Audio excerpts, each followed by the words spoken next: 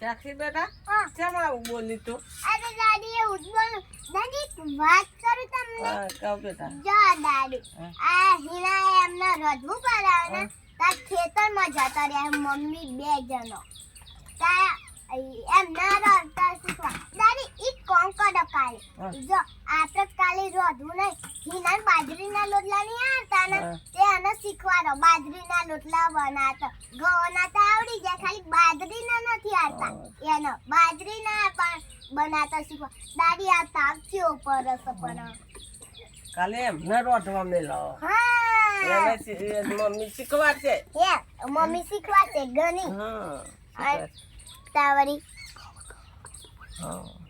આ વાત આમાં રાજવું પડે ને એટલા ને દાદી હા એટલા ખેતમ ના એટલા ખેતમ ના ગયા એવો સાચી વાત બેટા 2 જણો